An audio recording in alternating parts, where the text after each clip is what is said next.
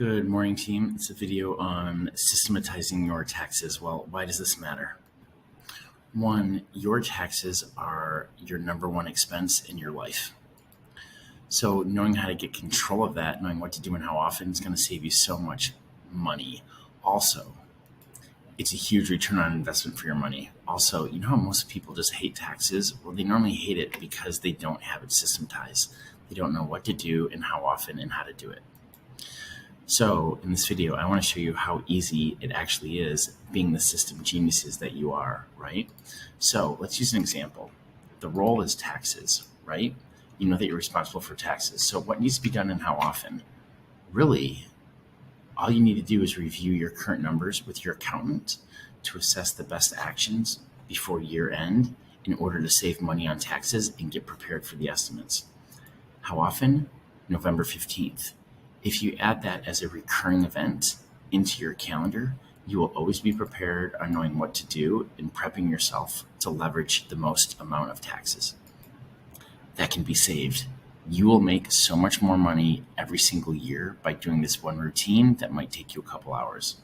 Also, you also know that taxes are due, right? So on February 15th, set up a recurring event on your calendar to actually complete the rest of the year's numbers that you'll have done in Mint or QuickBooks to go review with your accountant so you can actually complete it. And we have to pay estimated taxes, so we'll have to do that every quarter, but we'll also know where to go and what to do. Also, the SOP for this is so easy. I'm going to show you a real world example. So the SOP reasoning is simple, right? We want to have a clear checklist to make sure that every single expense that you have is actually taken for tax deductions.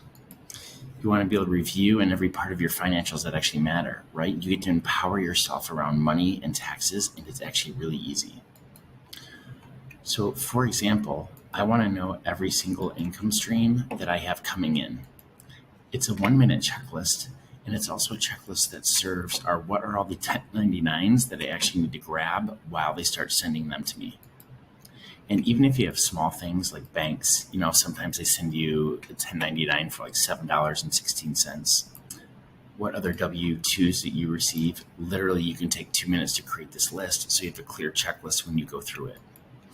And of course, because you're organized in your drive, I have a 2023 one, and you just start grabbing all the things and you put it in there. So it's so easy for you to review and the accountant. Then, because I'm a 1099, I also get clear on all the things that I can deduct. It's a pretty easy list. Everything from my car, rent, utilities, house and the home, medical, professional.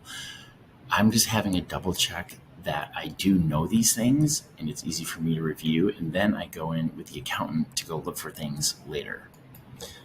And because I'm doing my QuickBooks at least once a month, all these numbers are already in there and it's actually easy to review. And if anything new comes up that I might need to think about, I just adjust the SOP. For example, I know that this business no longer exists. I'm no longer an advisor, so I'm just going to go ahead and 86 that off, right?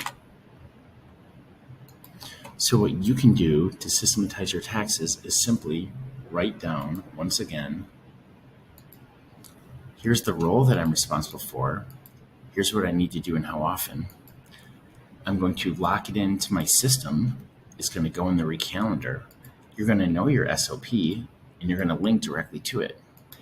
And just to reframe it, that even though this particular process might take a day for you to truly go through and finish getting all the numbers for the accountant to sit with them, think how much money you save in a day. You'll make a minimum of $1,000 to $10,000 extra every single day that you choose to take the time to do this.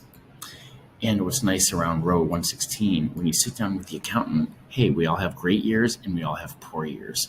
When you're having a great year, you start to look at all the things that you might be able to buy now before the end of the year and prepay, where you can save a ton of money on your taxes.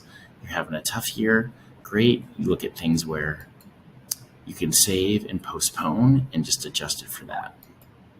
I hope this makes sense. Once again, what's the role? What do you need to do and how often to keep together? And keep an SOP for it and keep it systematized, and you'll be truly empowered around your taxes.